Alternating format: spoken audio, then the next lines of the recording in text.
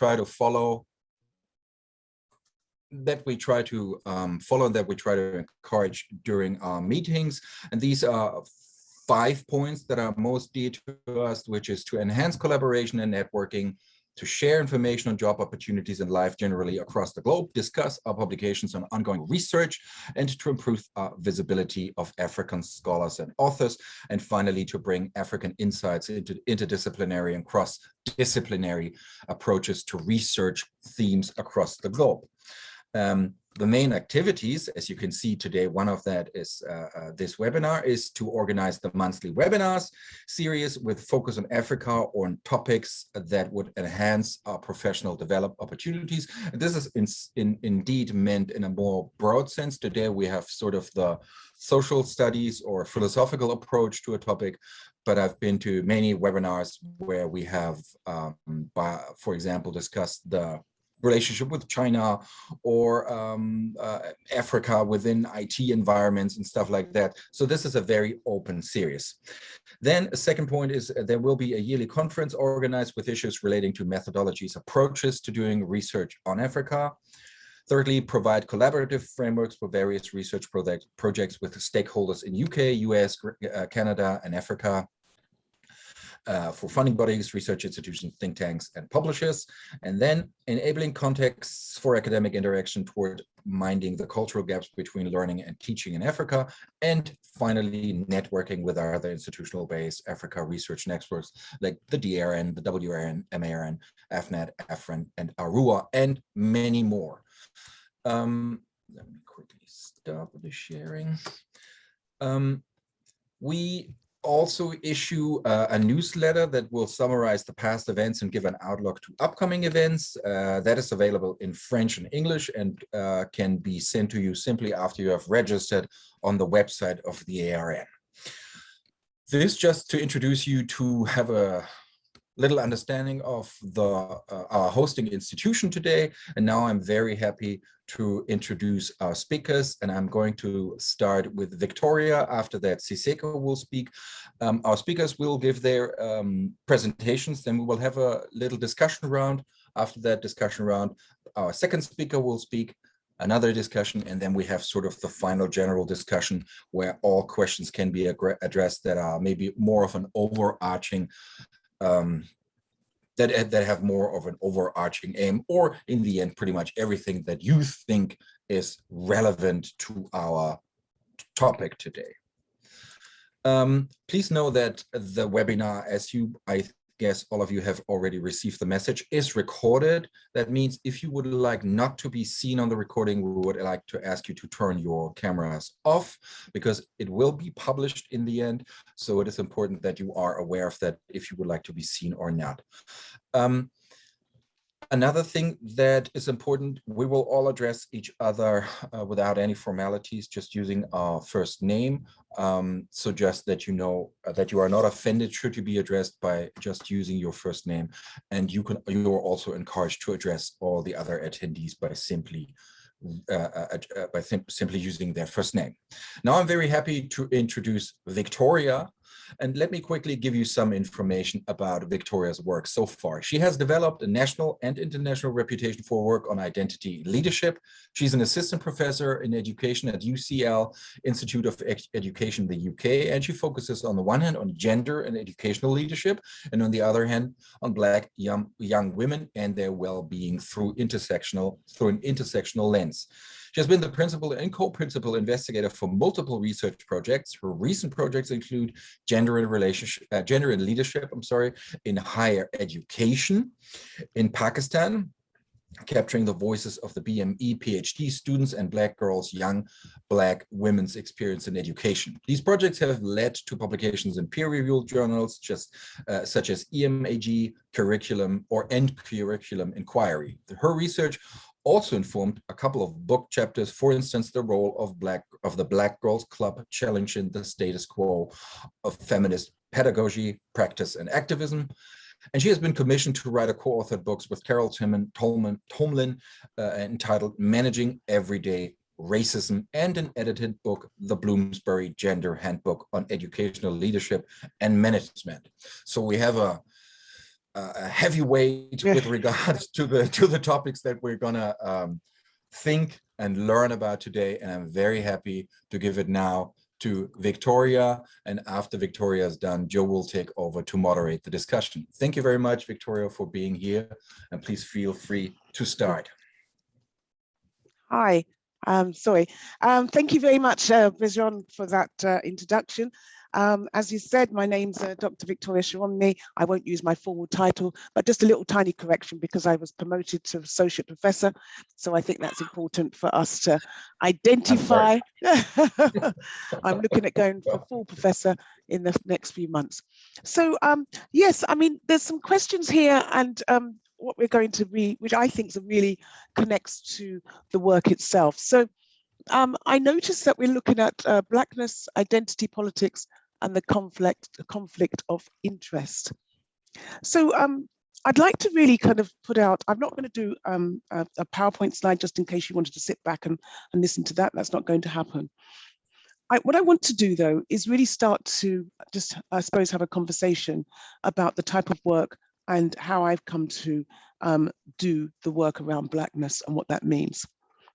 I want to really start with the fact that I learned, I'm going to give you some kind of personal and historical and contextual aspects around Blackness. And as Bijan said, I've traveled a lot. I grew up, I'm going to give a couple of minutes about who I am. I grew up in Somerset. Well, I started off in Devon, North Devon, which is in the west of England. And I moved into Somerset for half my childhood. And then I moved to Broadstairs, the other part where I was, you know, till about 16, 17, where I continued. Now, I mention that because I was adopted by German Jewish parents who took me in from the age of 6 months. Now, why is that important? Well, it's important when we start to look at the notion of Blackness. I didn't actually live with anybody who was Black. I lived with my German Jewish parents, and we lived in an all-white area. I meant most of my time was in a village in Somerset. So my Blackness was really, I suppose, an emotional trauma which kind of unpacked itself through the life I lived. I learned the notion of Blackness as I became, as in my 20s, what it was to understand the political aspect of being Black. I knew visibly I was Black, of course, but it was how one then started to engage with Blackness, with what it actually meant to be Black within society. That has been a learning process and continues to be a learning process. I started to really be interested in gender, and gender was something which I innocently thought, well, it's just, you know, we're all women together. We're all women together. So what do we need to worry about? So when I was in Kent, which is Broadstairs, I really got involved with gender issues, and in Canterbury as well. I got involved with gender issues, and I mention these places because they're very white places. It wasn't until I came to London again that I was asked to chair a gender committee. And when I went to chair the committee. I was quite young. I was very ambitious. I was very confident. And I was told when I arrived that race is next door. So I said, I don't know what you mean. I've come to chair the gender committee. And they said, but race is next door. And that's when I started to learn the political aspect of being Black and a woman, that the two don't come together when we're looking at gender, because gender's been saved for white women. I'm going to come back to that in a moment. So when I think about identity and understanding the complexity of identity and what that meant and what it means to me, it is again something which is troublesome, it's also risky, and it's very complicated. It's complicated because when one is Black and they are visibly Black, but their terms of reference has been white because of the default of living with white people from the age of 6 months. So that in itself shapes a lot of who I am with my attributes. And then you can also throw class in there, because I didn't come from a working class background. I was very much involved with the kind of establishment of society. So the conflicts of interest within that are when you start to travel and you start to talk about who you are. If I take, for example, America, and I talk to African Americans, first of all, the first thing they say is, didn't know that Black people lived in Britain. Are you got an English accent? Yes, I have. Wow. But then when you start to get to know and start to talk, we have so many things which are very of interest regarding being African American and also Black British. I always kind of referred to myself as English, and that in itself has a load of connotations. So already I'm starting to kind of throw different aspects around what it is to be Black, what it is to be Black within the UK, and what it is to be Black in England. I've also worked in Ireland, where I got to meet people which called themselves Afro-Irish and what that meant, doing work in Germany and the Afro-Germans and what that meant as well, going into New Zealand with Maoris and Aborigines. I was working with all these people as well. So I've done a different range of different things, which brings me on to some of my writing. My first bit of writing, which looked at identity, I suppose really unpacked the wording of identity. And I wanted to really kind of look at my experience as a leader. And I wanted to find out whether one's identity impact in the way you led. I didn't want to look at leadership and identity. I wanted to look at whether one has an identity, whether your identity as a person influence the way you live, of the way you led. So that was a particular piece of work I did with women. So my fascination and my passion has been about women. So I really want to give you a little taster of the book, which I am nearly finished. It's gone to the second reviewer and I need to make some changes. But the words from it so far, as that this is a brilliant book, which will be a bestseller, and it's groundbreaking and it's going to be a bestseller. Now that's from one of the top reviewers. So the particular chapter I just want to really spend a few minutes on is called The Tangled Web of Blackness, Identity and Race. Just think of the title.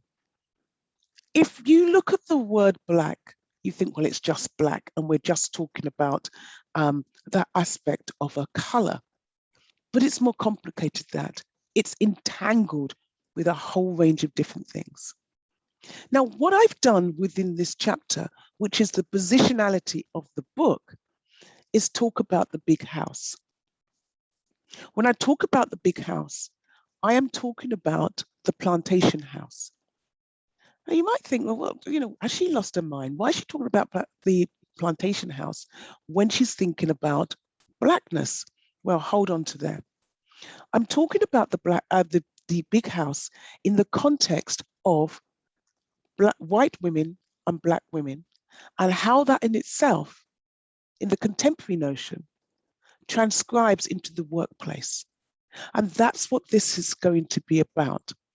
So I really want to, I kind of want to just read a couple of bits from this and see what your thoughts are, because it really is looking at, I suppose, the concepts and how we come about that gender is only for white women, whereas Black women have started to kind of push, well, they've not just started, but they push and push towards the fact that the door gets opened for Black women to be part of.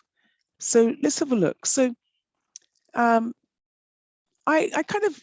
say here, in center, the fundamental part of my particular chapter is really, I'm using the metaphor of the big house to describe the interplay of race and its manifestation in colorism and gender. The big house is the metaphor used for the plantation house, which was the home of the plantation owner during the slavery era in the Americanas. The plantation owner, the overseer to the enslaved people, used different tactics to dehumanize the slaves and also assaults on the bodies and minds of enslaved and exposed people to trauma that was both physical and psychological. All right. So, I go into all of those bits and I talk about all of that. I also talk about people working in the big house. Then that was going to be characterized in 3 groups. The first group was, of course, the enslaved people who worked in the field. The second are the enslaved people who were invited in the house, moved from the field and worked in the house. And the third is the enslaved people who were born in the house and worked in the house. And the issue of colorism and how that kind of gets itself into the fabric of what that meant. And I use the word colorism because we also look at how colorism as dictated in Blackness and who gets what slice of cake compared to another. So you might get a slither, but some people get a bigger piece because they're seen as got more kind of geared to whiteness and what that would mean. So I say here, the enslaved people who came from the field to work in the house would also be of darker complexion and had a somewhat uneasy relationship with the owners. However, the people who were born, raised, and worked in the house, the lighter complexed mulattoes, were given preferential treatment by whites and indeed blacks. Whites saw them as more intelligent and aesthetically pleasing and were able to be of being civilized, in quotes, but the poorest whites still saw them as more superior to blacks and mulattoes. So the whites still saw themselves, no matter how poor they were, which was higher up. Now, I won't go into the mulattoes. I know I've only got a few minutes left, but so when I think about the big house itself, which to me brings together the Blackness identity politics and the conflict of interest, is that the tangledness of the house itself and how I then start talking about the disruptor, the activist, the passive, and the complicit, and how that worked within the big house. So there were many privileges. So just imagine this. You knock on the door and you're a black woman. And you think, look, I've come to the job which has been open. I know you're very interested in gender equality here. And, I thought this would be really good. So what happens is there was a kind of a silence because the gender equality has been for white women. But then you come to the door and you're a black woman. The resources are already scarce. So what do we do then? It becomes a kind of a backwards and forwards. And so what happens is there is this notion of, and this is a word which I've developed, sophisticated racism. And sophisticated racism is where something has been constructed and also played out within a context of or situation, which you can't really identify because it's a bit slippery and it slides and everything else, but it's sophisticated. It's not raw. So it's not the kind of name calling and the things that you can recognize as racism. It is sophisticated in itself. So you then get faced with this sophistication. And if you're not careful, you will end up, kind of very unwell because people end up with mental health issues because of the fact you can't identify that is racism what you're experiencing. And you're trying to tell somebody else that something's happening in the house or the workplace, but only you can see it unless others see it as well. What I also talk about, which again is a terminology which I've devised, is WWS. Now, WWS stands for White Women Syndrome. Now, you might think, oh, goodness, what's that got to do with Blackness? But it's how they have redefined and dehumanized Black women to be seen as a threat, aggressive, And then you have this stereotypical aspect of what a Black woman should be. So I say here, we coined the term white women syndrome in order to eradicate this idea, locating its origins in historically within the plantocracy hierarchy of slavery. White women syndrome is the threat that Black women pose just by their very existence. The threat is a myth and a fallacy that white women have created. So as I come to a close, Bjorn, how long have I got left? Have I got 5 minutes? Oh, you're fine. Yeah. Since we have lost Janine today, you're definitely fine to talk. Okay. The way. I've got another 5 minutes. Oh, thank you.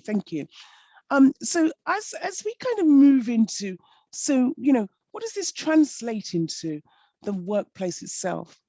So we've had so many different initiatives which try to capture the way forward with anti-Blackness and anti-racism, and how we're going to move that so people can actually feel comfortable in their workplace. But let me tell you, it's not happening, because unless you actually confront the way that certain things take place in the big house and how that in itself translates into the workplace, which is all those knotty bits around Blackness and who gets accepted as being Black and who gets accepted as being a model minority and a model minority of being Black.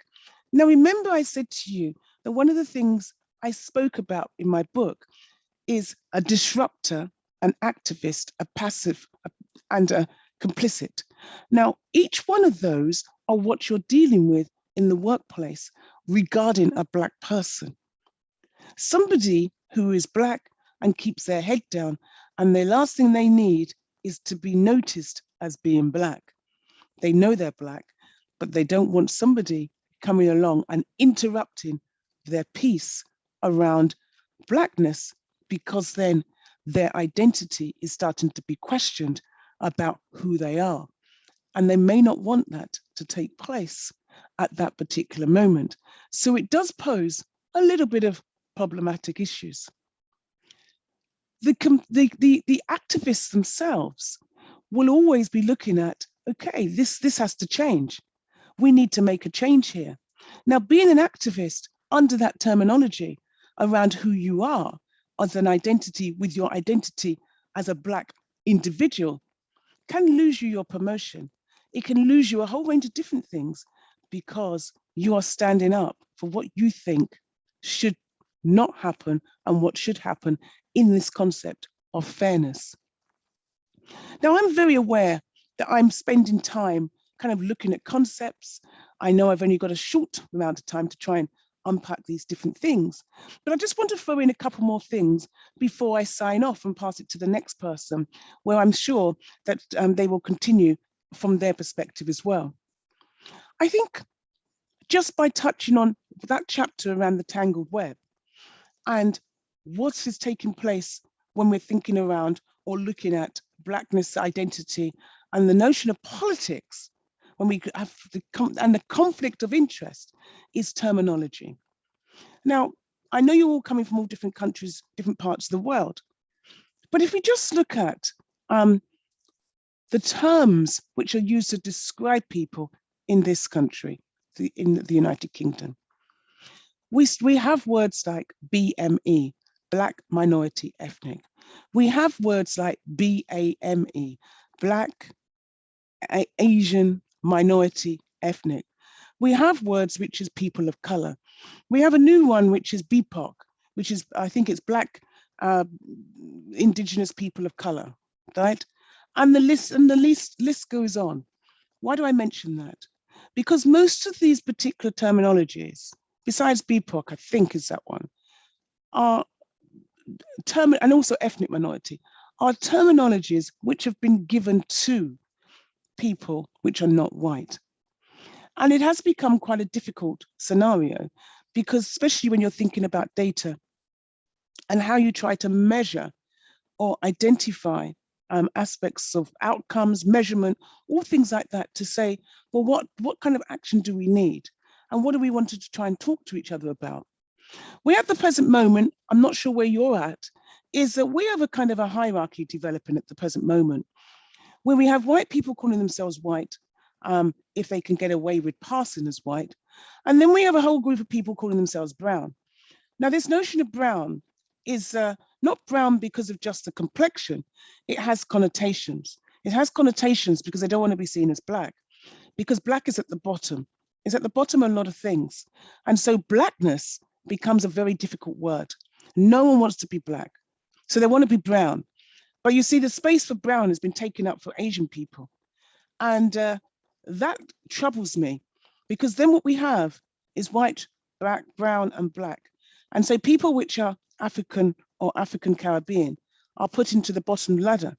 But people which see themselves as brown, which and if you've been to places like I have, like Pakistan, different parts of Africa and other parts of the world, the people who are calling themselves brown, if you want to go down this kind of essentialization of colorism, some of those people are much lighter, much darker skinned than people which are being put into the black concept.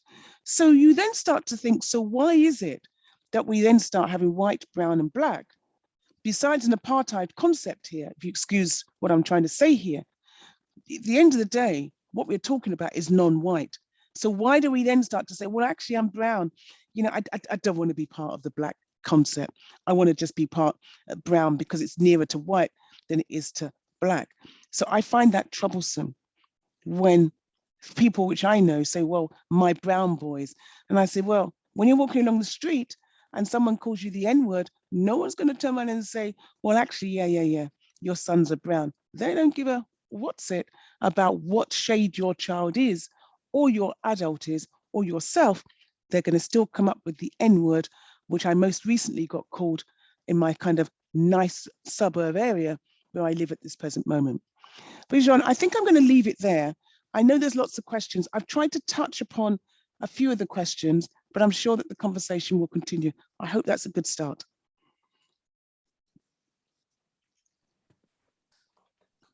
Thank you very much, Victoria, for that insightful presentation. And congratulations once again on your recent promotion.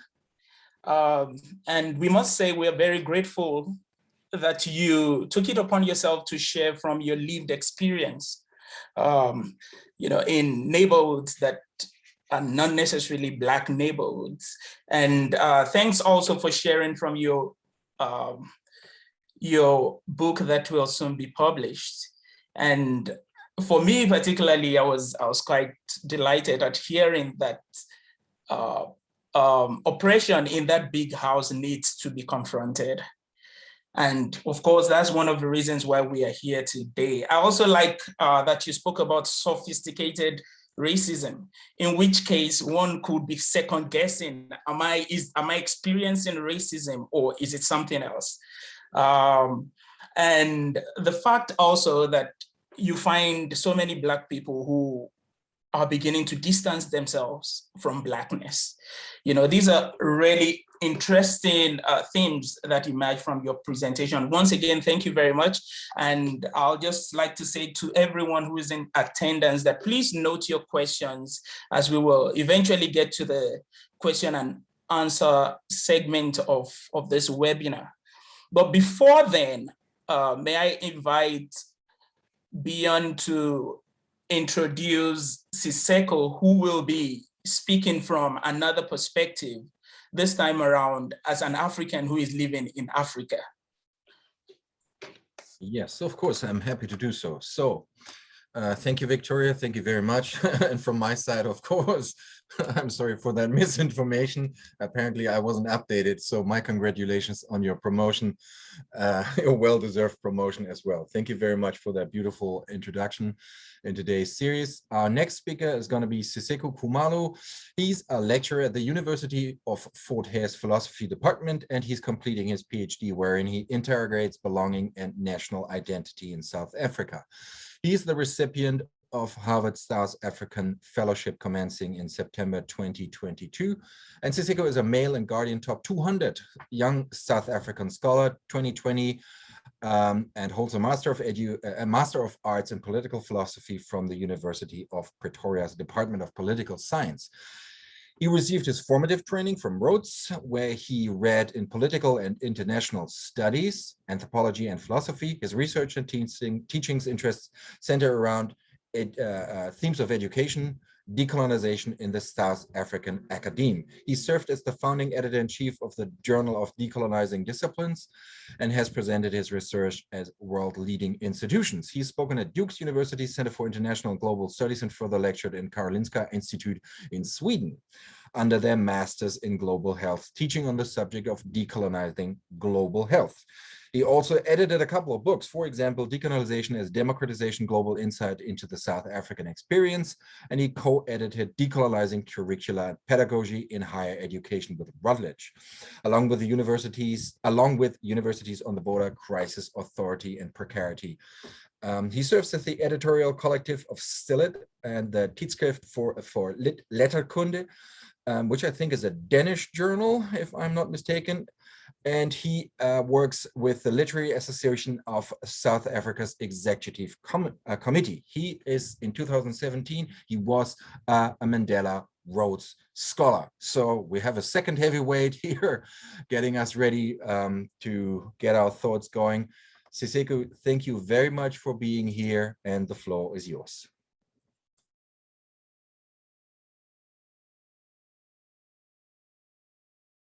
Unmute. Okay, there we go. I was just about to say I can't seem to unmute myself. Thanks for that, Bjorn.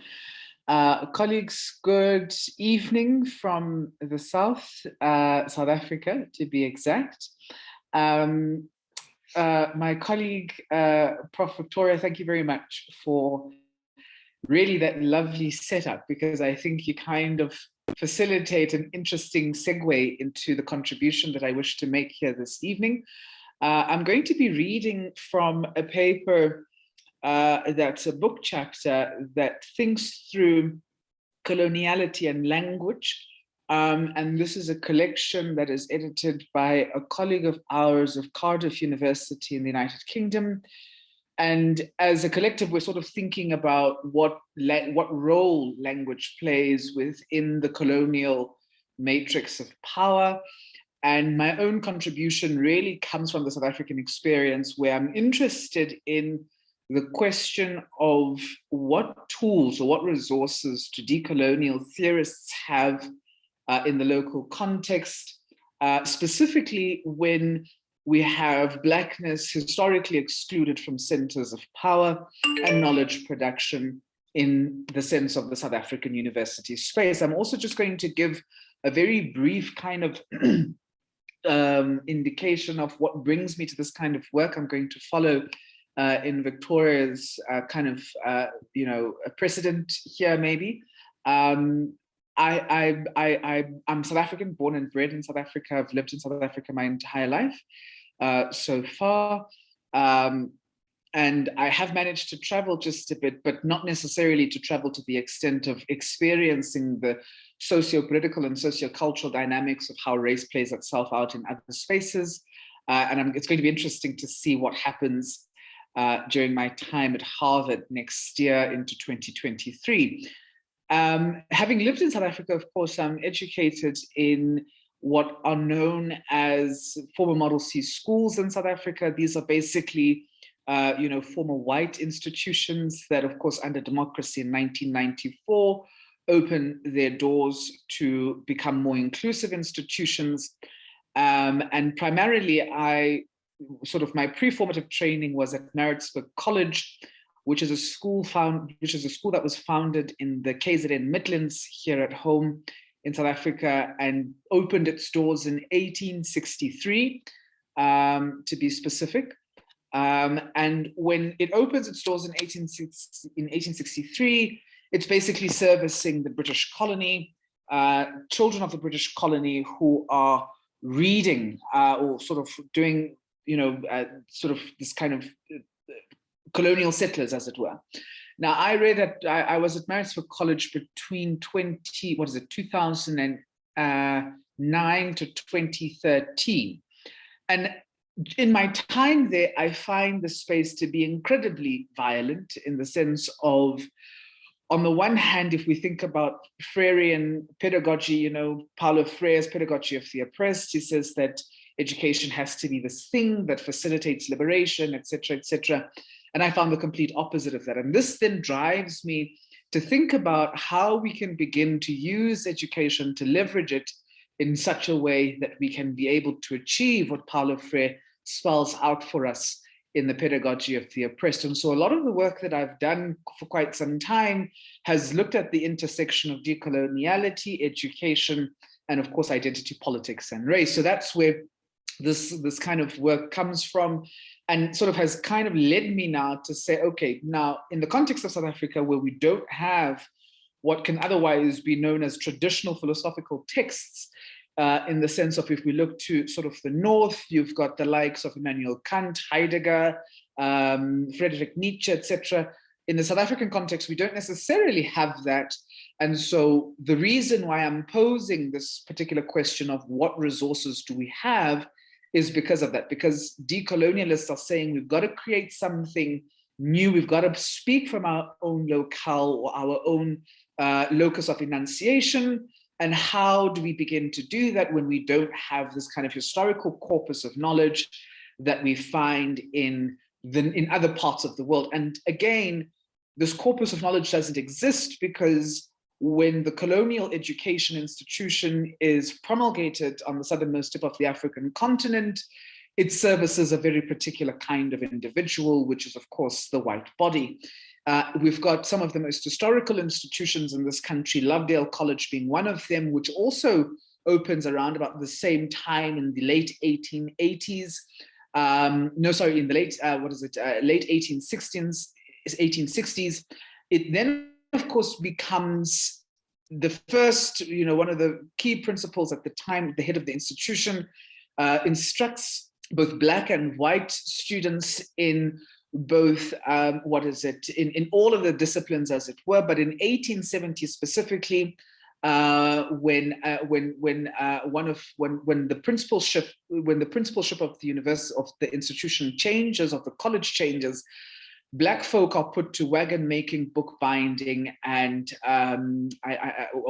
wagon making, book binding, and agriculture, right? So from the 1870s, moving into the 20th century, from the space of education, beginning within the educational institution, Blackness becomes viewed as this footstool of whiteness in Southern Africa, setting us up, of course, for what we have then in 1913, the 1913 Land Act, which dispossesses Black people, which of course culminates in the 1948 apartheid system, the formal apartheid system that we have in the country, which of course gets dissolved in the 1970s with this move toward democracy, not 1970s, 1990s, sorry, moving towards democracy. So that's just the context of where I'm going to be sharing from today. And I suggest then in this particular chapter that the decolonial scholar in South Africa needs to be working from what I'm conceptualizing as the Black archive. And I've done a bit of some work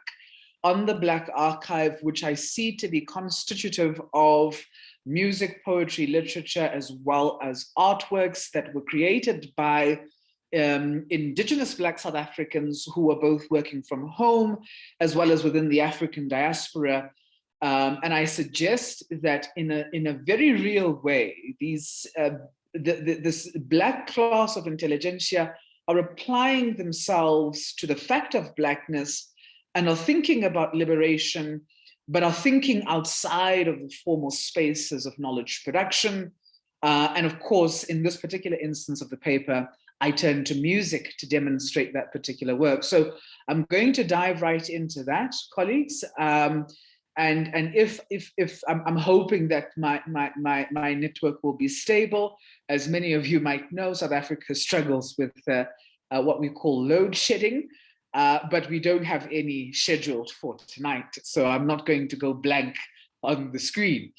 So I then suggest music as an epistemic resource that we can begin tapping into as a way of doing this work of thinking from the locus of enunciation of the Black indigenous subject in South Africa. So, and this comes up after I've kind of dealt quite a lot with the devaluation of Black ontology and how this devaluation is couched in what I conceptualize as white lies.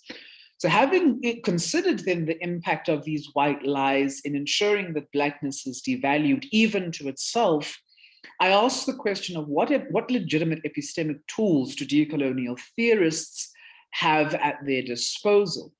I would suggest that music acts as a useful epistemic resource that not only facilitates a comprehensive treatment of history through the oral tradition that is orature, but further acts as the repositories of historical accounts, right? So you've got Black musicians in South Africa, the likes of Miriam Makeba, the likes of Letta Mbulu, the likes of Hugh Masekela, who are doing this interesting historical work of mounting a counter-historical narrative through the kinds of claims that they either consider in terms of their music or the kinds of propositional claims that they put to us, right? And I'm going to use two examples just very briefly to demonstrate the case. Number one, the consideration of how colonialism and coloniality begins to refract Black ontology to the extent that you have Black musicians considering a certain number of questions around the implications of those refractions. And I'm also then going to apply myself just very briefly to what that refraction means when we step into spaces of intimacy and the Black family unit using the work of Busi Mhlongo. This suggests the place and role that ought to be afforded to orality in our context, a place and role that are denied as we continue to be enchanted by the Eurocentric white lies that define South African reality, even under democracy. To substantiate this position, I direct my reader to Kashula's claim when he writes, Opland legitimates Manisi's intellectual wealth in a manner which does not require books and learning as being part of the intellectualization of isiXhosa literature, from orality to literacy and beyond. He drives this point home in useful ways. This is Kashula, of course, when he argues, and I'm quoting from him again, this forces the notion of orality as being an integral part of the academy alongside the written work, close quote. So the very fact that Kashula has to use the concept forces demonstrates once again the challenge that was created by and through white lies in our context, lies that would have us believe that our knowledge as Blackness is lesser and lacking and epistemically deficient owing to the colonial strictures that were imposed on the thinking of Blackness. I must reiterate and stress the point of the devaluation of Black ontology through the legislation cited above, which of course is the Witchcraft Suppression Act of 1895. That is, it is preceded by incredible debates around this idea of Christian conversion, which plays a critical role in the function of education, because Christian conversion means that those Black folk who convert to Christianity are then admitted into colonial missionary education institutions, which means that they are then taught to read and write in the Roman script. We come to this reality, the effacing of Black traditions of thought owing to the work that was done in outlawing Black ontology in the land of its forebears. Put simply, how can we expect a context that has denied the humanity of Blackness to the extent of outlawing and criminalizing its customs to take seriously the knowledge contributions of the very same people? The devaluation of Black ontology begins with the violent theft and dispossession of land, which was at times aided and abetted by Black collaborators of colonialism. This is then sharply followed by the demand that since Blackness is renting on the land of the colonizer, that they pay taxes that are only serviceable through the forced and unequal labor conditions that are exploitative in the colonial economy. The demand that Blackness pay taxes as rent to the white settler is contested by the poet Okanyeke Inyosi, as we call it in isiZulu, uGqogqozile, when he maintains, tracing and telling history while outlining the tale of the constitution of isizwe sikaZulu, isizwe sikaMalandela, the Zulu nation, that kwatatazela uMasende lapho kwaMpondo benonkwebesi kwabamhlophe abelungu bapheza ukuthatha inkomo zakuNonkesheni ngwabethi ziboshelwa ukungena ezweni labo kaze babelithathephi. And I'm not going to translate this particular this composition, but I'm going to interpret it, which I trust will give us an indication of what is contained in the composition. The schema then of white colonial lies and deception that thinks it goes undetected further drives the deadly sword of colonial violence by outlawing and criminalizing the cosmologies of those who are under the heel of colonial oppression. It is no wonder then that this knowledge system will only come to see merit and will come to see merit and something of value in Blackness when it is represented by whiteness as a discovery in the form of the intellectualization of our languages. Insofar as Kashula is a proponent of intellectualization, I'd stress that he himself is at pains to point out the historical lies of whiteness in his scholarship. Once Black knowledge and thought has been discovered by whiteness, only then is it given its place and afforded deference in the epistemic enterprise of knowledge making. It is for this reason that I maintain that music is a useful tool and a generative starting point when thinking about the epistemic resources available to the decolonial thinker who is working with and from the Black archive. My recommendation is echoed by Ian McQueen in his suggestion that the ability to access alternative modes of history and historiography raises the need for translation of these texts into English, as well as the greater challenge of learning African languages that historians should engage with, close quote. I would suggest that while McQueen's recommendation might be useful for written historical accounts, music and orature pose a challenge with respect to translation, and I will deal with this challenge in the following section when I begin to analyze the work of Busi Mhlongo as well as the work of Ledambulu. So I then trace the historical artifacts as theory, but I'm going to skip over that in order to be able to get to the music itself, just to give a quick indication of what I mean by using music as an epistemic resource. And of course, one of the first pieces of music that I apply myself to is the music of Ledambulu. And she releases a song titled Buza in 1978. And the song, basically, the title translates to I'm asking or I'm posing a question.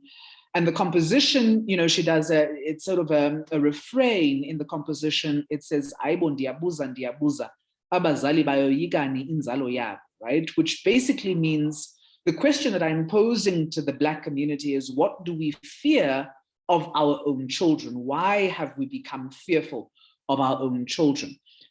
Now, of course, she's one of the most interesting sort of beings, or one of the most interesting artists of the 20th century.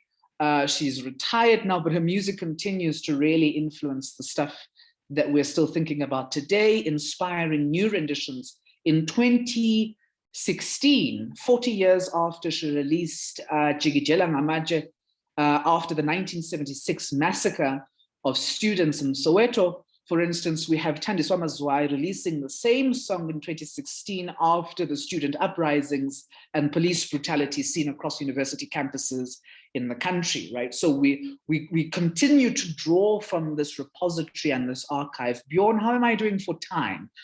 Because I don't want to cut into our discussion time because I'm aware of Victoria's constraints. I think you're fine. We're okay. Good. Do you agree, Joe? I would say, well, so let's say between 5 and 10 more minutes. I'm going to start wrapping up. Thank you, colleagues. So Mbulu asks this question of why it is that the Black community has begun to fear their own children. This question, first posed in the late 1970s, can once again be posed today, with the fear that was first chillingly described by Mbulu in 78 still defining Black social life in the 21st century. To claim that Mbulu chillingly describes fear in the refrain to her composition is rooted in the Zulu aphorism, "Ubuzala ubuzelula amadoda." This aphorism describes the place and role of childbearing in the framework of Zulu cosmology, with this claim being uttered in instances where the parents see their offspring aiding them in the upkeep of the homestead. Insofar as children were proud signifiers of wealth, life, and abundance, the idea of parents fearing their own children was unthinkable. In this respect, filial piety was a central organizing value within the broader context of Black life, a value that was undermined and denigrated as Blackness were only seen for the value that they added to the colonial economy as cheap labor. To radicalize the severity of the challenge that was posed by Mbulu and the above-mentioned assertion, consider the continuation of the corruption of these values in South African society. In the contemporary context, this corruption manifests as literal corruption in the economy and state machinery in the country. This reality is the reason behind my suggestion in the opening remarks to this section, wherein I ask us to consider the implications of these white lies. Moreover, as the reader will recall, I asked us to consider the effects of these white lies as they have been told about us, the indigent, and how successful they have been in facilitating a moral corruption that has us continuing to consider such questions, even after nearly 3 decades of liberation and freedom. In pointed form, I maintain that the relevance of this question, seen in parents who fear their own children as their offspring have become beasts, unrecognizable beings in their very own neighborhoods and homes, through the consumption of substances such as ziwunga, this question still has incredible relevance.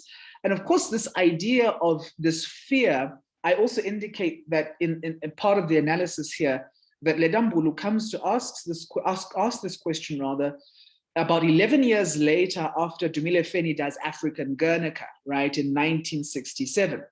So Feni does African Guernica in 67, Mbulu does Muza in 1978. And what we see in terms of this kind of consideration of Black artists is that they really are concerned with the question of Black ontology continuously as they work or develop their artistic corpus. And of course, to drive the point even more home, this idea of fear, I would like us, for instance, to consider the very scourge of gender-based violence in this country, which has engulfed the country in many, many ways, in very interesting ways and in very, very scary ways as well. And so you have this refraction then of Black ontology, which of course is considered by Ledambulu initially. And I want us to then I'm going to skip a couple of stuff and I'm going to then go to the consideration of corrupting Black ontology through capitalism, staking a contestation. So music facilitates this kind of response consistently to the socio-political arrangement of South African society. And we begin to see this in, in Busi Mhlongo's composition in 1998, where she says,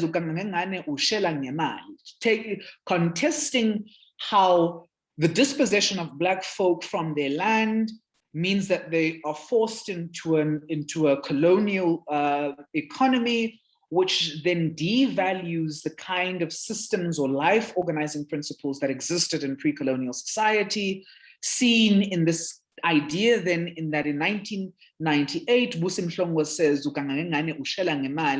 which basically means that the man who sort of tries to gain the attention of their lover is not a real man, and I'll demonstrate this very, very briefly as I begin to conclude. So in this piece of music, Mhlongo invites us to the act of courtship as it plays out between two potential lovers. As already detailed, there's a clear challenge with respect to the indigenous ontology, a challenge that ensues from the alterations made by acts of violence and the violation of culture and identity through white lies and coloniality.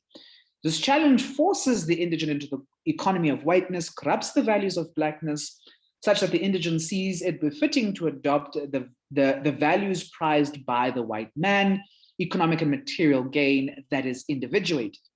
Ontological refashioning of this nature has been adeptly theorized by Brenna Banda with Olivia Rutazibwa, highlighting that the book brings home the deeply materialist nature of colonial violence embedded in our capitalist system and how it defines and enacts property and propriety that is being civilized and thus human. I'm going to skip over that. So these efforts at refashioning Black ontology culminate in the desire to emulate whiteness and its modes of possession in the world. This manifests as the corruption of social and cultural values, one of these values which asserts that ubuhle bendoda zinkomo zayo. The framework outlined by this assertion contends that in Zulu cosmology, the beauty or attractiveness of a man is captured by and or expressed through the head of cattle he has to his name. This assertion is perverted contemporarily to mean that a man who has money is the most attractive. To return then to Mhlongo's lyrical composition, wherein she observes and even challenges this perversion, which is the economic monetization of love and intimacy, she subsequently frames the men that characterize this kind of monetization of intimacy as men that ought not to be considered men. Mhlongo's music, through the values and cultural economies that she sings about, reveals the work of linguistic coding and the embedded meanings that are constitutive of both ontology and cosmology, which are made apparent through a linguistic analysis of the music. The work of decoding and unpacking what is intended in the meaning of the lyrical composition showcases the theoretical richness of the music and mass my reasoning behind the suggestion that the tool available to the contemporary decolonialist who is working with and from the Black archive is music. This point is demonstrated in the assertion, and she says this, of course, in the composition. She says, "Agloni soga lokhu budlala ngemali." Through her music, Mhlongo reveals an aspect of Black ontology that recognizes personhood through the linguistic designators of language. The concept lokhu, highlighted in the lyrical composition, Agloni soga lokhu, suggests that a man who acts in the ways critiqued by Mhlongo should not even be considered human. Moreover, and in tandem with their not being considered a man. However, Mhlongo does not do the work of completely disqualifying this modern man, who is what he is owing to the corruption of moral values as a result of colonial imposition.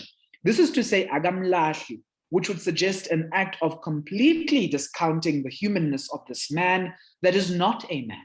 Mhlongo's measured rebuke is seen in the interchange between the designator lokhu, which means an inanimate object, and the signifier leli in the lyrical composition, agloni soga leli liganga ngemali.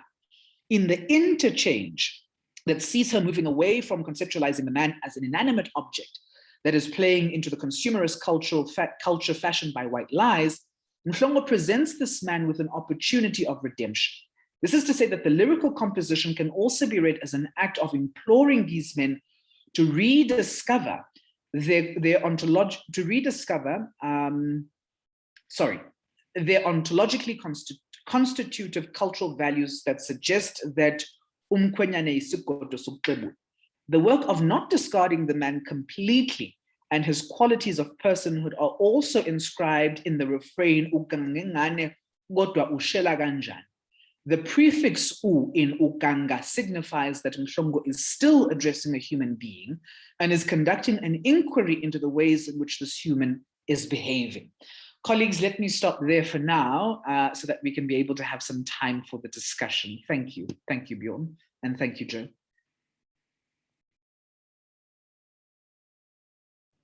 Amazing. Thank you very much, Siseko. In fact, I should give you a hand for that beautiful and provocative presentation.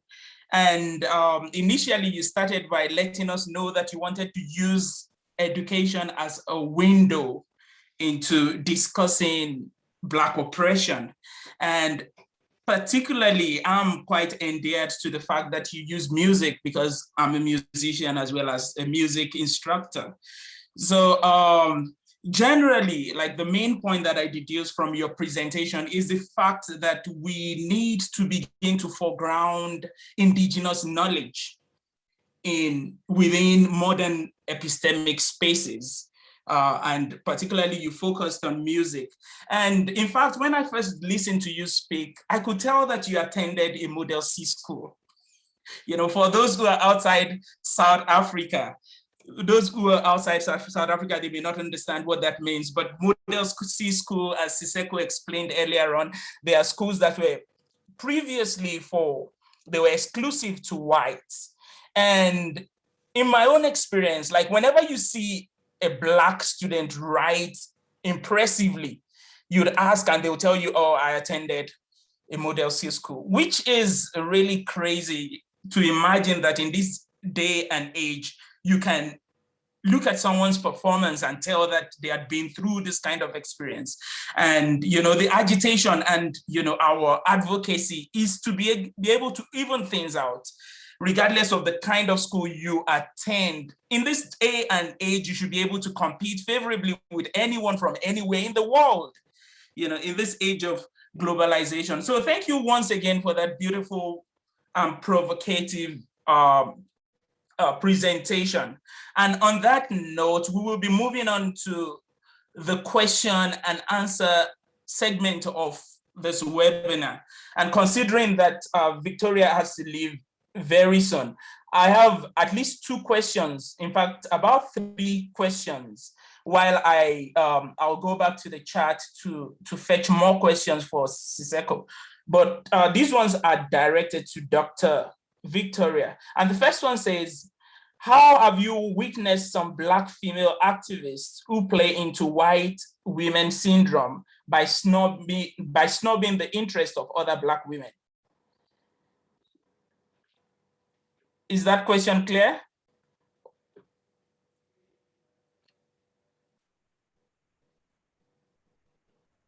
I think you need to put on your microphone.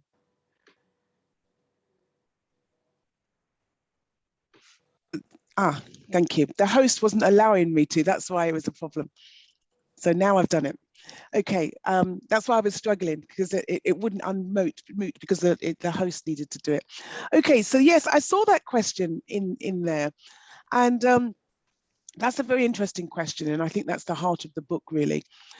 It's, I would say that this is something which plays into the players, which I'm saying, that the need for some Black women for them, through their lens, wanting to stand side by side with white women, because they perhaps think that's the way that they're going to be able to go up the greasy pole. Now, I use the notion of the greasy pole, meaning up and in your career or in society. So they will stand next to that individual and try and carry their bags and do whatever they need to do to be connected or interconnected to that whiteness. The issue becomes problematic when another Black person comes in the house, and then there is a kind of a split of concern, because where they've been able to connect and stand side by side with the white woman and really kind of making sure that they're doing everything they need to do to be able to not kind of expose their own Blackness, it becomes apparent when another Black woman comes in the house, because it's more difficult to hide their Blackness, even though they can't hide their visibility, but it's whatever it is what makes you Black. So the question, of course, is what do you do when you come across this? Well, I think it's mostly to do with, I suppose, just very quickly, it's mostly to do with the fact that understanding that if you do that, are you going to get in the long term a better piece of the cake?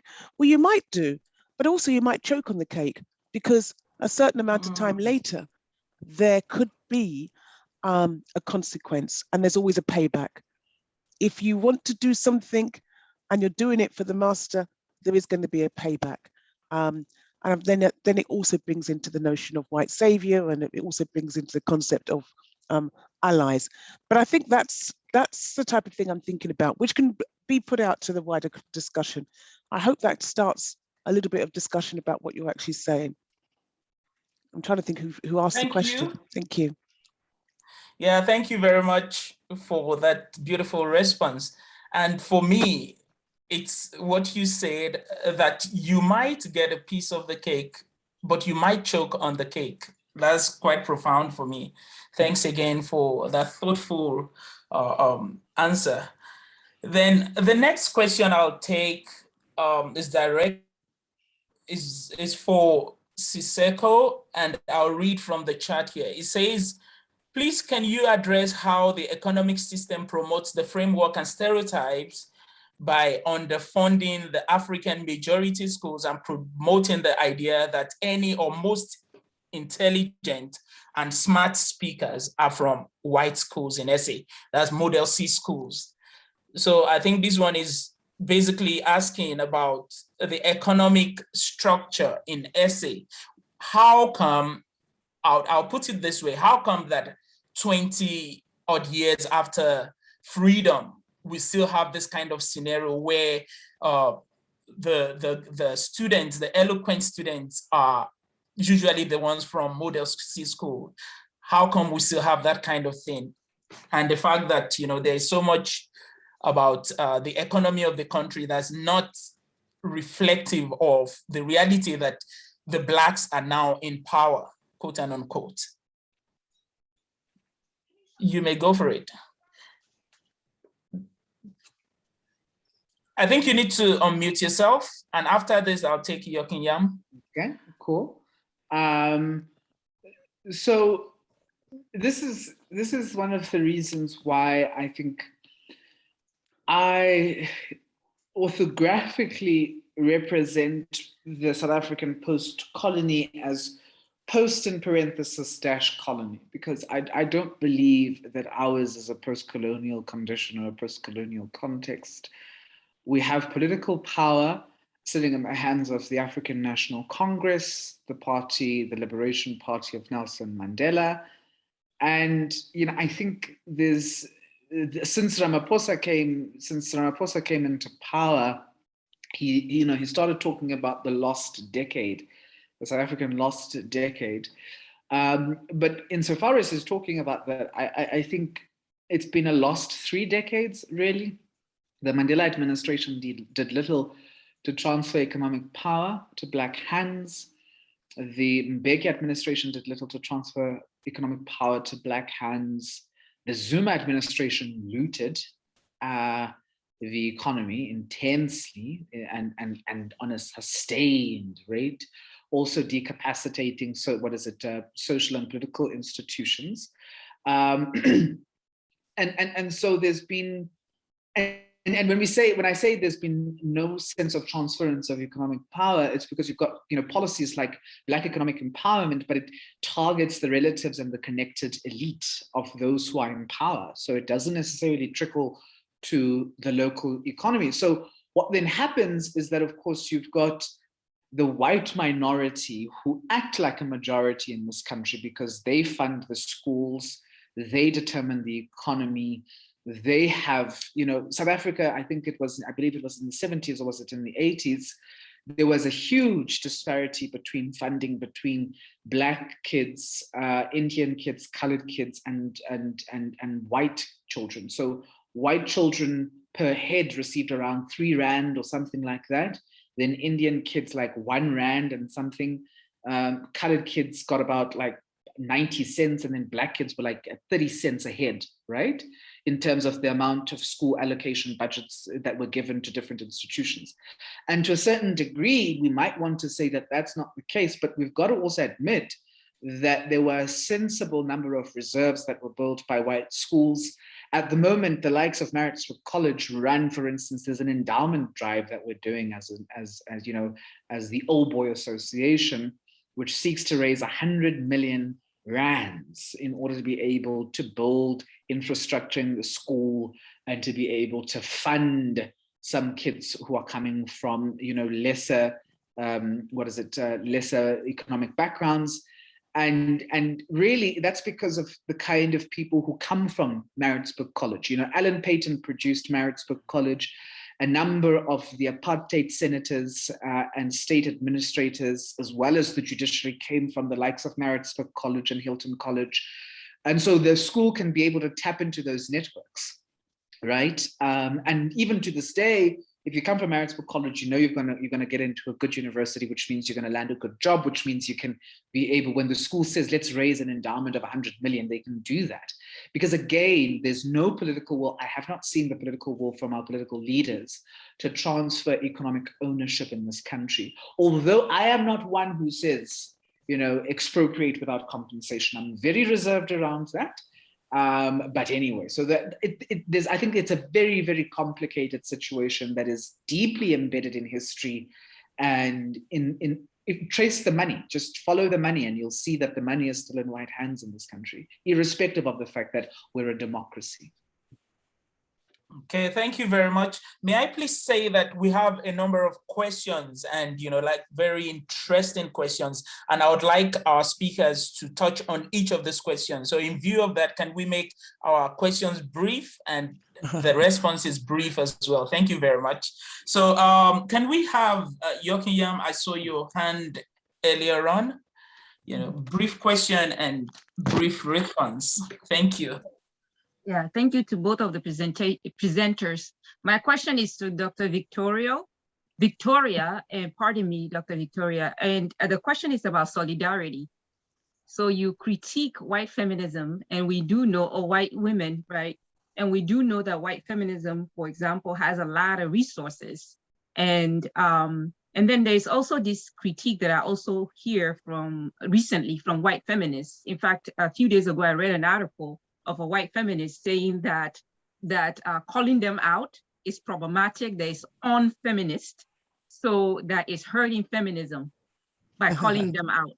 When Black women and other minority women call them out, in their view, at least from the perspective of that article, is that it's harming feminism.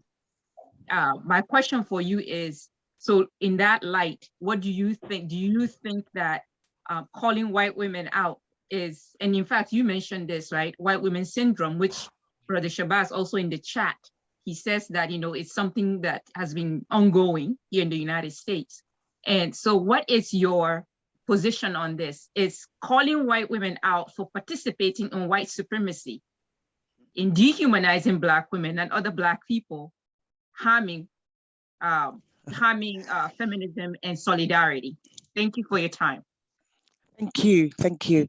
I think that's an interesting question. Look, we have to go back in history. If we go back as far as W. Du Bois, when he looked at issues to do with Blackness, double consciousness, and the range of other titles which he wrote about, one of the things he did do is talk to white women about the need for them to hold hands with African Americans or African women, which they didn't want to do. Instead, they reached out to Black men. They reached out to Black men, but completely and utterly did not shake the hands or commend the hands of white women. Now, the discussion around whether we calling out white women is breaking down feminism. Well, it's been an ongoing thing for many times. I mean, when the suffragettes started to come together, even with the film which came out, that they forgot that there was non-white women part of the movement. They just spoke about white women. When feminism was really kind of pushed its way forward in the 60s, it's taken time for the white women leaders who were part of that movement to turn around and say that actually, without the Black women, we would never have been able to do what we're doing, because we learnt all what we've done from Black women's movement. The way communities come together, the way they lead, is all from Black women. Now, you can find all that evidence if you read all the different books around feminist leaders which led the work in the 60s. So I suppose in your particular question, what you ask, well, you see, the one last thing I'd say, it's the same discussion which took place in the civil rights movement, that Black women were silenced because it was more important to talk about Blackness than it was to actually look at the division of what it is to be a Black woman in the civil rights movement. Because it was seen that if you start talking about gender, you're then not standing together side by side with the Black male. You start to see the picture. So what the picture starts to show is, if you're a Black woman, no matter which way you go, you're going to fall down the cracks. So when white women start upsetting themselves, and don't forget, I was brought up by white women from the age of 6 months, right? So when white women start to say, well, actually, all this noise is actually doing badness for the feminism movement, well, that's the same discussion they said in the 60s. They didn't want gay white women to be part of the movement. And so they pushed against gay women because they didn't want them to be part of the movement. They pushed against Black women because they felt it wasn't about Black women. So it's not something which is new. If they go back to their history, it's something which they've struggled with. There's only enough resources for one group of women, which are white women. But you know what? We're not as what we used to be. We also are able to have a slice of cake. And many of the times we actually make our own cake and they want the slice of our cake. And then it's down to us to decide, well, you know what? Do you want a piece of cake or not? Well, it depends what kind of cake we give to you. All right. So the answer to your question is, look, don't take that little notion there. Just write back and critique it yourself because it's not true. We are not going to break down feminism. They have to open up and be reflective of who they are as white women. That's what I would say in this little context. And sorry, it was a long answer, but you gave a long discussion. Okay, thank you. I'll take Uti's hand, after which I'll read 2 more questions on. And don't worry about time, all right? Don't worry about time. We're good. So just carry on, all right? Okay, Uti, over to you. Hello, thank you very much. This was such splendid presentations. Thanks for your time. My question really goes to, sorry, Kumalo, SH, I'm not sure what those initials represent. But just before that, it's very interesting, the comments you made, Professor Showme, about the fact that gender is safe for white women. I felt that was very provocative. And it reminds me of something that Spivak wrote when she says that the female subject in Europe establishes the norm that other non-Western feminists try to buy into, but buying into that discussion is very problematic because it includes all other kinds of subjecthood. I don't know if that's something you might have a chance to comment on, but my question to Kumalo. Siseko. Oh, Siseko. Yeah. Thank you. So I was very intrigued when you started talking about Black cosmologies, right? But the point which I want to ask is this. You cited European philosophers, Plato and the rest, and the long line of genealogy of knowledge, quote and unquote. And you indicated that it's possible, and this is a frequently shared opinion, to conclude that Africans or Black cultures do not have, those kinds of historical resources of knowledge. And because of that, for those interested in exploring the Black archive, we have to kind of re-engage and produce knowledge in different forms. My question is it that we do not have those kinds of resources of knowledge, or are they couched in terms, structures, and modes of expression that are not validated by coloniality? I think in your later presentation, you addressed this, but I was wondering, beyond the music of the more contemporary, because we were speaking 1940s, 1950s, 1960s, that's contemporary in a way. Beyond the music and beyond those other forms of, expression, how do we find Plato in antiquity in African knowledge systems? That's my question. Thank you. Thank you, colleague. Thank you very much for that question. I'm going to answer it in 2 parts. There's a question in the chat box that I encountered from Sia as well, which piqued my interest for 2 reasons. But let me start by addressing this question. I think the first thing for us to do is that my own interest in any case behind the work that I do is, and I think I'm going to go to Victoria's thinking here as well, is to say we've got to create our own cake. Because when we think about, you know, the likes of Friedrich Nietzsche, Heidegger, and all of those other guys, we're thinking about them from a very weird perspective to say that's the standard of what philosophy ought to be. Bjorn's work is in desuperiorization, right, of philosophy, and thinking about shifting the gaze and shifting the landscape and shifting the terrain. So I don't want to have an equivalent Aristotle necessarily from the southernmost tip of the African continent. I'm not interested in that. We've got our aphorisms, we've got our, we've got our aphorisms, we've got our proverbs, which give us a rich philosophical corpus that we can begin engaging, right?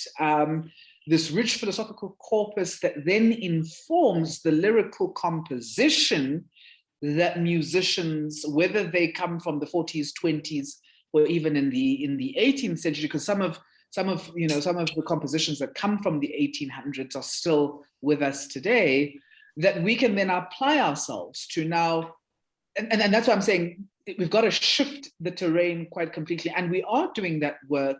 And that work does exist. We've got repositories of knowledge, huge repositories of knowledge, because we've got access to our languages, right? Which is what Victoria was talking about, this idea of saying, well, you guys have created a particular set of rules of engagement. We don't want to engage by those rules. We're going to create our own set of rules, and we're going to play by those rules. And in most instances, you find that the white folk in this country then want the slice of our cake when we've made our own cake at the table, right? And it then becomes the question of how do we include them? And in most respects, because of the hierarchy, the racial hierarchy that exists in this country, we are so quick to capitulate to white folk and to say to them, come, have a slice of our cake. And in fact, we even give them 3/4 of our own cake, as opposed to actually saying, we're going to dictate the terms as you do with your own cake, right? And this is what I'm beginning to do with the Decolonial Black Archive, where I'm saying we've got to have access to language. There's a paper at the moment that I've done titled Outlining a Decolonial Methodology, where I'm saying the linguistic component has to be an absolute factor. If you do not know the language, please, you know, for now, give us a break. Because for a long time, we've had a number of white scholars and philosophers taking huge chunks of our work and huge chunks of our cake, and we're just so happy to cede that stuff over to them, right? Now, to go to Sia's question around an over-intellectualization, you know, again, I'm a student of philosophy, I am. And, you know, in philosophy, we apply ourselves to the aesthetic. And the aesthetic can either be an art practice, which gives us art history and art theory. It can be the literary text, which is the novel, which gives us literary theory and English literature and studies around literature. It can be music, in my own context, in the sense of I'm applying myself. When we do the analyses of those kinds of aesthetic objects as we find them in Western epistemic traditions, you know, you appreciate the novel, you appreciate the artwork, you appreciate the music, and then you, in a form of trying to deepen your appreciation, we have given birth to these disciplines, i.e., literature and literary theory, as well as art history and theory, right? I think the question we need to ask ourselves is, why should we always ghettoize African or Black knowledge traditions, to the sense that we don't want to over-intellectualize them? I don't believe it's an over-intellectualization. The music stands as an artwork in and of itself. I am merely, and also not bastardizing it by calling it Afromusicology, right? Which is what we've seen in most instances, where you have people saying, we're going to go and create departments of Afromusicology. I am treating Black art as a legitimate philosophical subject that can and indeed is valid to inquire and interpret, right? And again, it's the Black Archive. I have done substantive work with this on the Black Archive to defend the reasons why I do that kind of work. Black feminists, African feminists in South Africa, through their music, if you think of the work of Busi Mhlongo, Miriam Makeba, Ledambulu, Leo Milo contemporarily, Black female artists have staked extensively rich feminist claims in the South African context using music. And if we do not apply ourselves to their music and treat it philosophically, we will miss an entire wealth of knowledge that comes from Black women. And then we'll keep on saying, but Black women are not writing. Black women are not producing feminist texts. We cannot find the voices of Black women. They are there. But because the spaces, the legitimate spaces that we have created are so hostile to Black women's existence, the academy, the philosophical circles, the feminist circles, which get co-opted by white women, because they are so hostile, Black women find alternatives. They create their own spaces. Why can we not deferentially treat those spaces for what they are, as legitimate spaces that require that we apply ourselves to them? So if people are really curious about the question of whether or not we can do the work of, interpreting over-intellectualization, I don't believe it's over-intellectualization. I believe it's a respect that is long overdue to Blackness, Black folk, and Black thought. Thank you, colleagues. Thank you very much. May I quickly move on to read one of the questions in the chat room? And this one is directed to Victoria. In fact, I'll read two of them. So we'll see if you can just quickly speak to both of them. The first one says, do you think our modern Western society is modeled after the hierarchy embedded in the big house? That's the first question. And the second one is from Siseko, and it says, I'm curious if Black women would ever be able to foster a sense of solidarity in view of this intra-Black conflict. I consider it to be intra-Black conflict on the basis of similar challenges that we experience in South African context. So is there a possibility of solidarity in view of these tensions? So I'd like you to Victoria, specifically in view of Black women. So forget us men, leave us out of the room. But in view of Black solidarity vis-a-vis Black women as a whole. Thank you. I get it. Yeah. I get it. Yeah. Okay. And the first one has to do with the the big house, hierarchy in big house, and in our society. That's a very easy question to answer. The answer is yes. And when you read my chapter on the tangled web, that's what it's all about.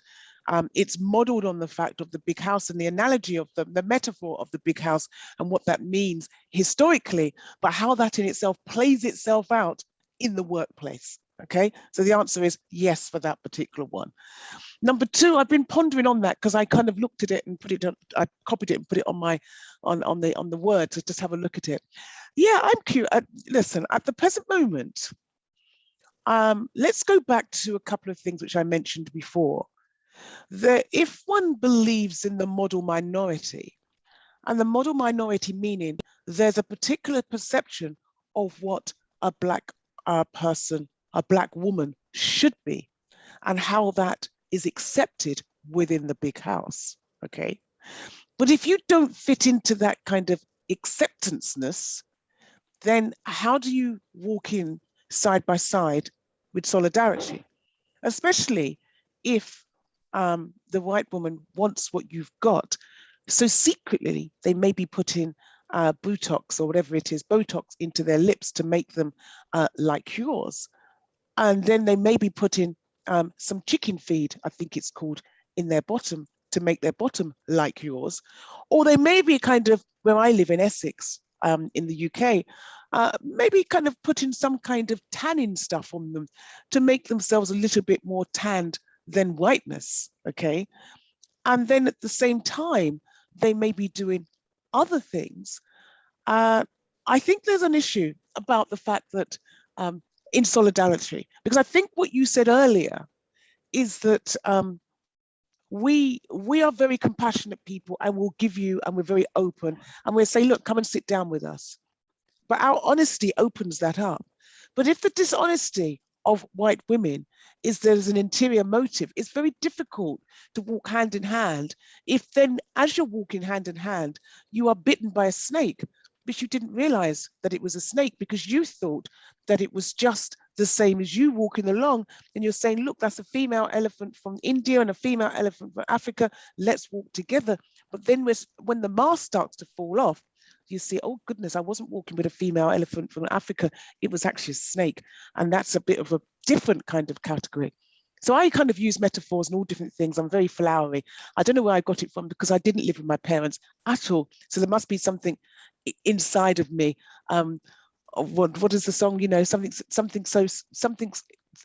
inside so small, whatever it is. You know. So I think it's a question which is very difficult to answer.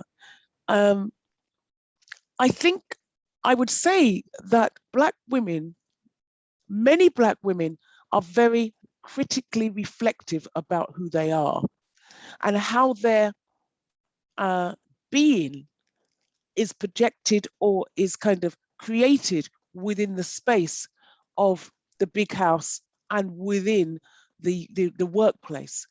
I don't think white women are as reflective in relation to their whiteness and gender. I think that's a difficult conversation. If we just look at some of the films which have been done on slavery, I don't want to focus on that, but let's think of some of those films which were done on slavery. There's been very little which looks at the emotional entanglement which was projected on Black women by white women. Not much has been said about that.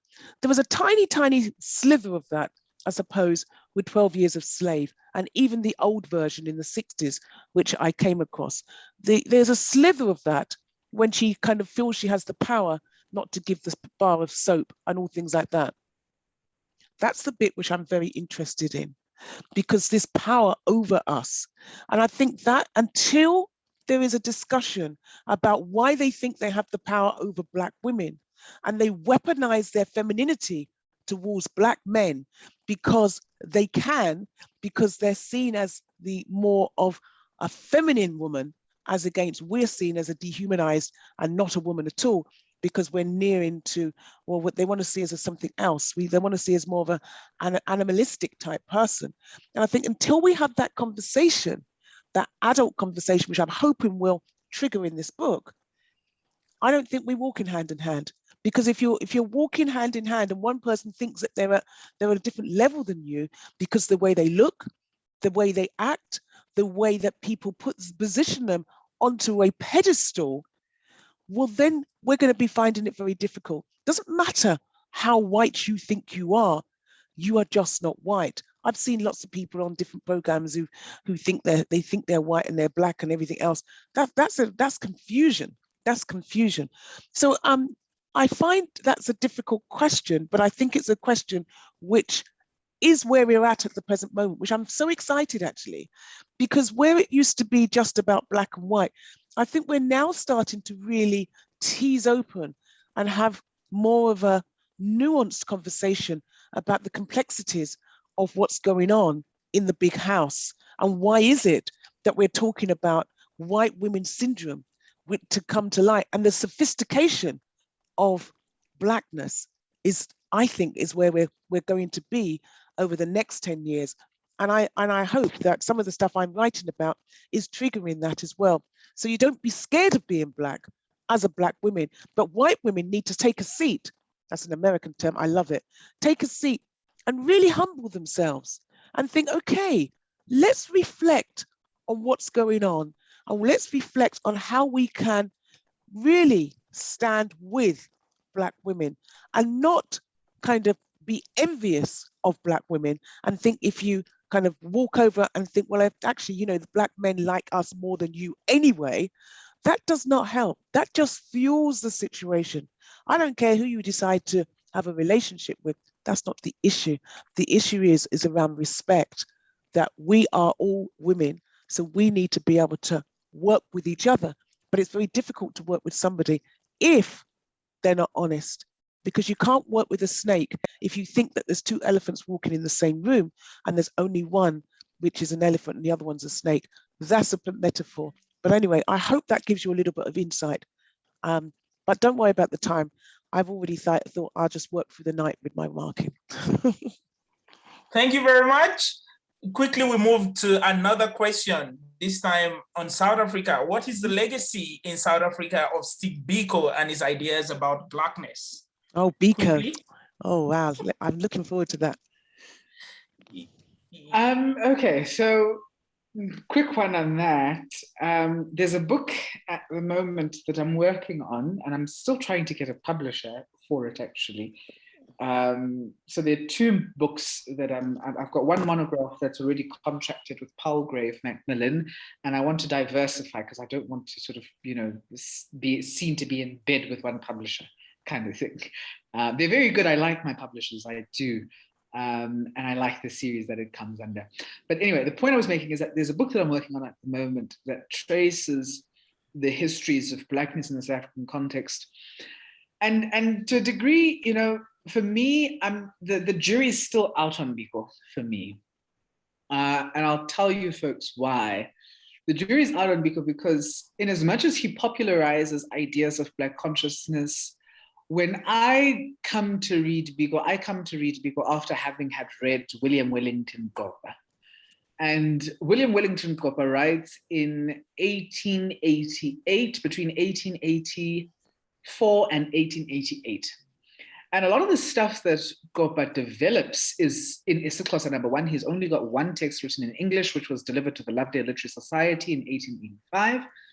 And everything else is in isiXhosa. And when I read Biko, it feels to me like I'm reading a translation of Gopa. And I find that alarming for a series of reasons. Because Gopa, on the one hand, is buried. He is heavily edited by Ukhubusana in 1906. In order, and I've got a question of why does Ukhubusana edit him so radically, right? Taking out certain aspects, putting in certain aspects. Why does he do that? Is it just because he wants to get the text published, or is it because he is censoring Ugopa in the first respect? Secondarily... Sorry, can I ask you a question? Because, yes, when you're speaking, I'm not from Africa, right? I'm not from South Africa.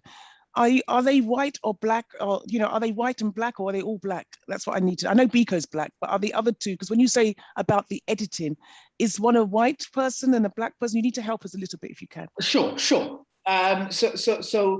you've got a black scholar, William Wellington Gopa is a black guy writing in the 1880s. Gets edited by a black guy, Ukhubusana, in 1906, still in isiXhosa. The work is still produced in isiXhosa in 1906, but heavily edited. And then I come to Biko having read Ugopa in isiXhosa, and it feels like I'm reading I'm reading Ugopa in English when I read Biko. So the jury is still out for me. And the reason why I say that is because I am certain that Biko had access to a number of the repositories that Ugopa had written back in the 1800s. And I'm curious because also Biko doesn't come to publish I Write What I Like as I Write What I Like. He publishes it in pamphlets in the first respect. Then it's a white guy, right, who collates Biko's work and publishes it as I Write What I Like. So is it because we've now had a white guy saying, here's a black guy talking about something, everybody must pay attention to it, that we begin to pay attention to it? Whereas in fact, the ideas had existed already in the 19th century in our own mother tongue. So the jury is still out. I am neither pro nor against. I believe though, that a large part of the work that still needs to happen is that Black intellectuals in this country ought to apply themselves to work that we develop in our own languages, work that exists from as far back as the 1840s, for crying out loud, which we have not engaged because we are so obsessed with the English language that we disregard our own written texts, even as they exist in isiXhosa, Tshivenda, Setswana, isiZulu. We disregard them because we want to be taken seriously by the academy in this country which recognizes English and Afrikaans as the only legitimate languages of developing knowledge. So for me, I'm cautious about I'm cautious about playing up Biko, and I'm not disregarding him either, because there are a number of people who've done systematic work on Biko's stuff, and good work that has really illumined how we've come to understand the idea of Black consciousness. But who comes up with this notion of Black consciousness in the sense of popularizing it in the way that it does become popularized, such that it comes out, such that it gives us I write what I like? Because that's a white man's project. And if you think about the fact that Black consciousness in South African philosophy departments has such incredible appeal for white people because of how they've appropriated it and how they then refract it again, the white lies, I'm suspicious. I'm suspicious. Again, I'm not discrediting it, because as I say, Mbokhomora, for instance, has done substantial work on Biko. What is it? And Dumiso Dladla has done some substantial work on Biko. But I want to go back to the original source. I don't want to get a secondary source. I feel, I'm not a historian of philosophy, but the training that we do in the history of philosophy tells me that I've got to read the original, and the original is in isiXhosa, which is uGqoba's work in the 1800s. And just to answer the quick question that Usia talks about here in terms of the white lies, Black intelligentsia is responding always and constantly to the white lies. And surfacing the implications of those white lies, not necessarily putting forward or whatever. They are responding to the white lies, creating a counter narrative. The paper details this. It's not an intellectual leap, colleague. The paper details this. I came into a section of the paper because I was considerate of time. Thank you, Joe. Thank you very much. Thank you very much. I think at this point, I would want us to be going for the home run. So I will take 2 more questions and then ask you to give your concluding thoughts. If that is okay, then we hand over to Beyond. So to start with, I'll direct this one to Victoria. And this one says, can you share any observation you have about the question of Blackness in New Zealand?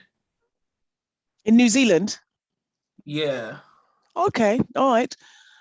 Well, what's interesting in New Zealand is Maori. So it's a Maori. I'm talking about how Maoris, the population there, actually talk about, they capture the word blackness, they capture the word being Black, because they buy into, and I think I'm really interested in that, is the political concept of Blackness, which of course is what the civil rights movement was about. When they talked about Blackness, it was people which were non-white, but it was also people which stood side by side with them and helped. So that's what they buy. They're very, very conscious about when it comes to that. They're conscious about their culture. They're conscious about whiteness. They really do talk openly about it. And I think they're very progressive, because when you think about the treaty which was developed with whiteness was the fact that they have to do the language. They have to speak Maori in between, and at the same time of all different governments, and also in schools and things like that. They have to do, and they have to speak Maori at the beginning of services and a whole range of different things. So I think that's where they stand side by side with calling themselves Black and not white. Thank you very much. So this final question cuts across both presentations, and I would like both of you to just speak to the question quickly. It says, since we have to do this work using the master's tool, quote and unquote, within the big house of the academy, what suggestion would you have for successfully delving into this archive? Archive, I believe, is from Siseko's presentation, while still remaining relevant and legible within the intellectual tradition that we have to work within. So we have to use the tool of the epistemic system, which is, of course, stemming from the Western canon. And you have argued that we should delve into our archive, talking about indigenous knowledge.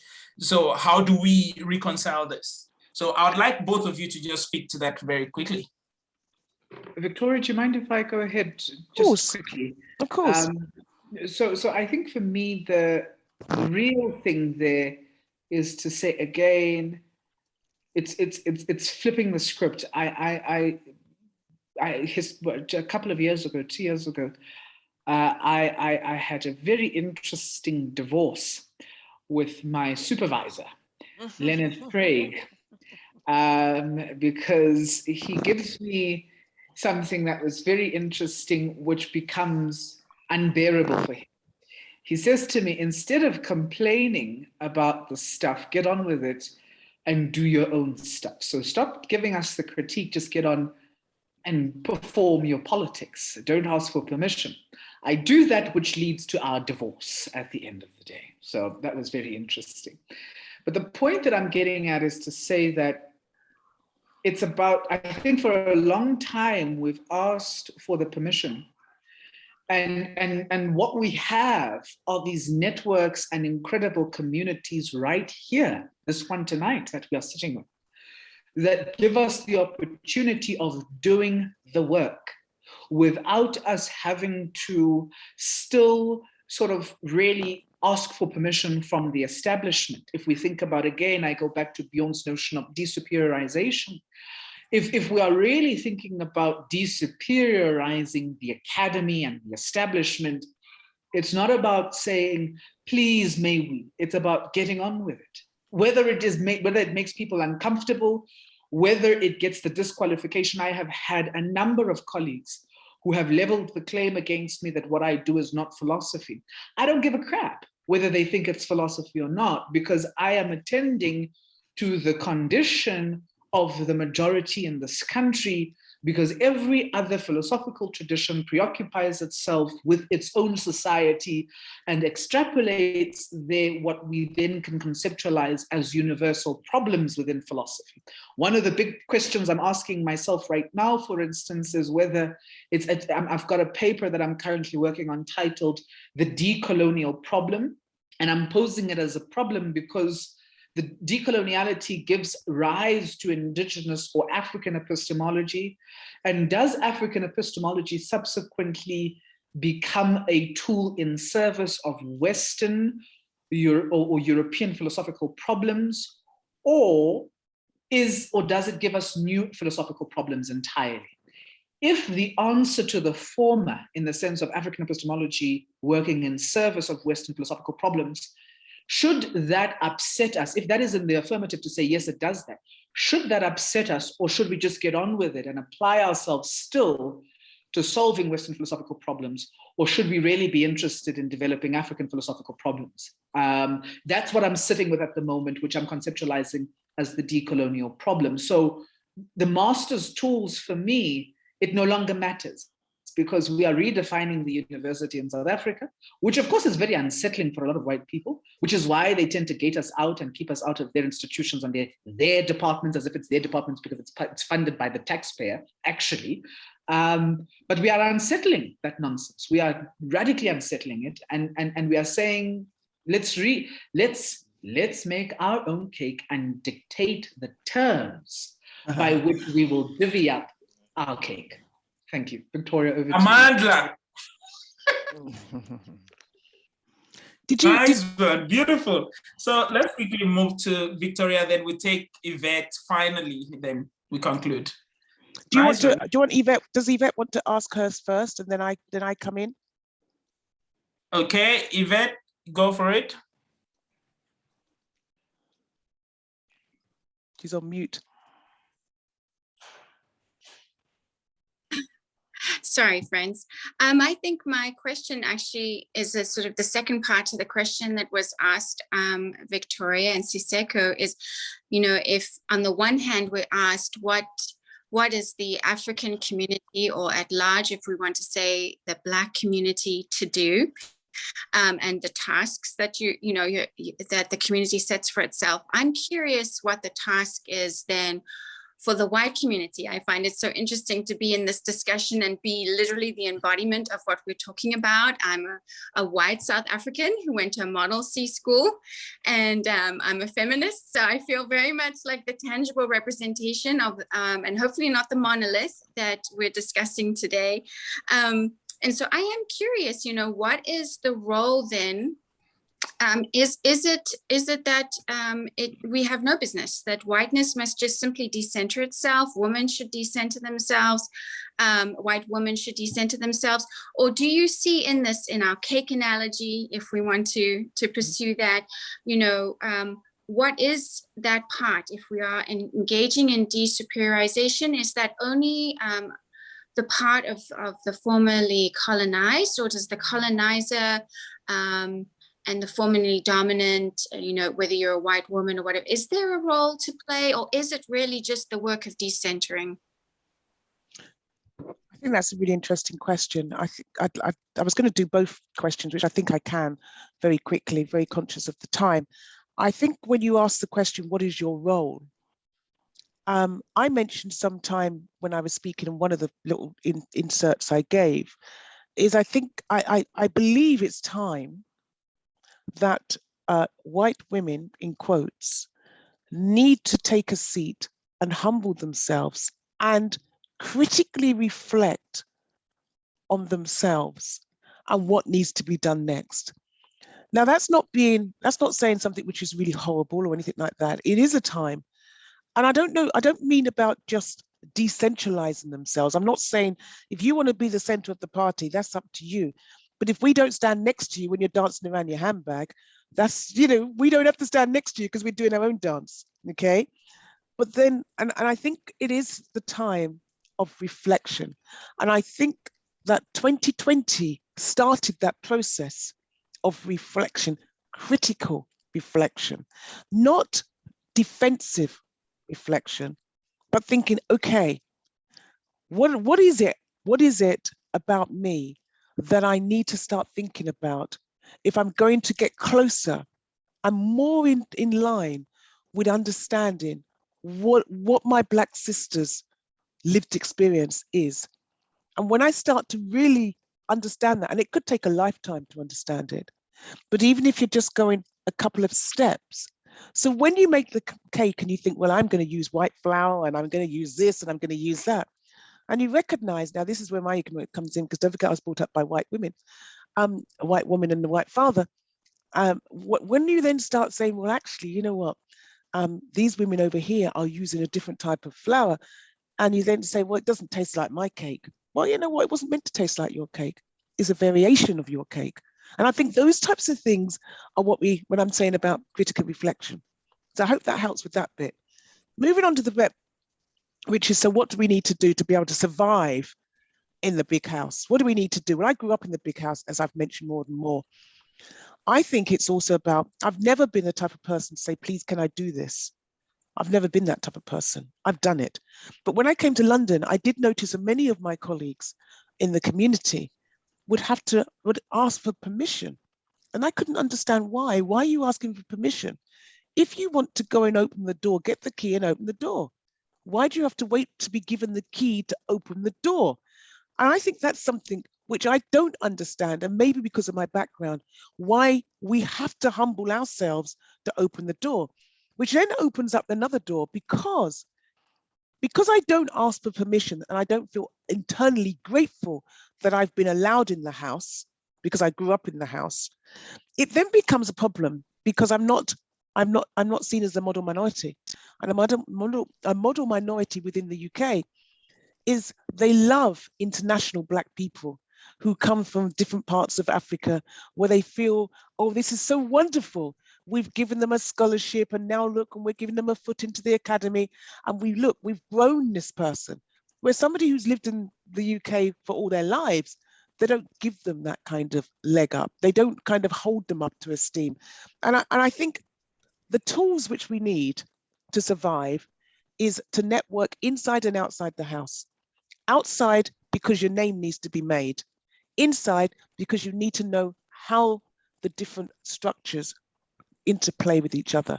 If you don't understand that and you go across the different structures without understanding how each one works, you will sink to the bottom and you'll have a very, very difficult death. But if you start to really, really, really observe what's going on in meetings, what's going on in the corridors, what's going on with the curriculum, what's happening with assessment, all those types of things, you will then start to understand the game that's being played. And many of the games is about snakes and ladders. Sometimes you go up the ladder, you think, yep, I can see everything. And the next time, as soon as you put the key in, it brings you right down again on the snake. So I think it's understanding the game of snakes and ladders and understanding your positioning. You understand your positionality in the house. And you don't think, well, actually, I'm so excited. Here I am. I've got my nice dress on and my shoes and whatever else I've got.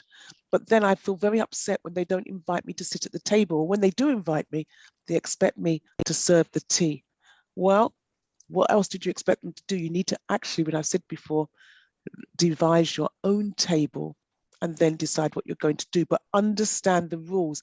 And I think that's the thing I'll leave you with. Understand the rules of the game. And unfortunately, people don't tell you about what the rules of the games are because it's a hidden secret. But you need to trust other colleagues around the world. My network is around the world. That's what helps me. My writing is with colleagues around the world. My kind of research is with colleagues around the world. It doesn't have to be within my own university because they may not give you a piece of the cake, but what they will do is notice you when you're writing with Bijan or Yvette or anybody else in this room here. That's what you need to do, and that's what I'll give you. Thank you very much. I take those as your final thoughts. Was that helpful with Yvette? Did that answer Yvette's question? Sorry, I interrupted you. No, that's lovely. I mean, I think it's always difficult. There are folks that are doing this work, and I think it's always a challenge to wonder how, once the process of equity is, that's the primary work here, right? And then equality can come later. And so it is rightfully time for that reflection in the white community. And I hope it will be sincere. I fear there are cycles of repetitive sort of band-aids within the white community that don't honestly look at the systemic issues that remain entrenched, that keep the meritocracy that we continue to see perpetuated in the academia and everywhere else. So I hope that it will not be superficial what's happened in the last years, in this last iteration. And I commend all of you for your work to— Yvette, let me interrupt you for 1 second. I'm interrupting you. I apologize. I know that it's closed, we've got to close and all that kind of stuff. But Yvette, I think one of the things which we do need to think about across all of us here is the uncomfortableness. And that's for Black and white as well.